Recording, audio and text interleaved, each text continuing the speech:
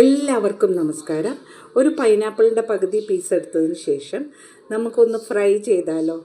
ഇപ്പോൾ എല്ലാവരും pineapple fry ചെയ്യുന്നതായിട്ടാണ് കാണുന്നുണ്ട്. ഒന്ന് നമുക്കും ട്രൈ ചെയ്ത് നോക്കാം, എങ്ങനെ ഉണ്ടാവും നോക്കാം. പൈനാപ്പിളിൻ്റെ തോലൊക്കെ കട്ട് ചെയ്ത് കൊടുക്കുക.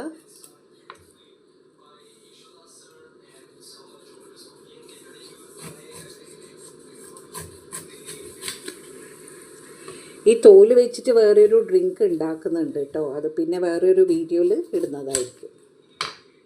തോലൊക്കെ ചെത്തിയെടുത്തു. പൈനാപ്പിൾ ഇങ്ങനെ നീളത്തിൽ നമുക്ക് കട്ട് ചെയ്തെടുക്കാം. പൈനാപ്പിളൊക്കെ നീളത്തിൽ കട്ട് ചെയ്തെടുത്തു. ഇനി നമുക്കിതിൽ ചെറിയൊരു മസാല പുരട്ടി കൊടുക്കണം. ഒരു പാത്രത്തിലേക്ക് കുറച്ച് മഞ്ഞൾപ്പൊടി ഇട്ട് കൊടുത്തു. ഒരു 1/4 ടീസ്പൂണിലും കുറവ് മതി. അതിനുശേഷം കുറച്ച് മുളക് പൊടി, ഒരു ടീസ്പൂൺ ഏകദേശം എടുക്കാം മുളക് പൊടി. ആവശ്യത്തിന് ഉപ്പ്. കൈകൊണ്ട് ഒന്ന് മിക്സ് ചെയ്യുക.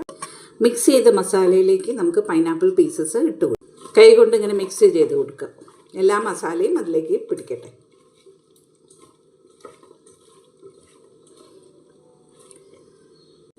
ഒരു തവ അടുപ്പത്ത് വെച്ചതിന് ശേഷം കുറച്ച് വെളിച്ചെണ്ണ ഒഴിക്കുക. വളരെ കുറച്ച് മതി.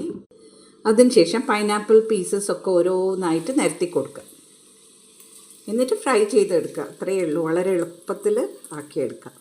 പൈനാപ്പിൾ പീസസ് ഒക്കെ നിരത്തി കൊടുത്തു തവയിൽ. ഇനി മത്സ്യം വറുക്കുന്നതൊക്കെ മാതിരി തന്നെ മറിച്ചിട്ട് കൊടുക്കുക. ഒന്ന് ചെറുതായിട്ടൊരു ഷാലോ ഫ്രൈ ചെയ്ത് കൊടുക്കുക. ഹൈ ഫ്ലെയിമിൽ ഫ്രൈ ചെയ്തെടുക്കാം.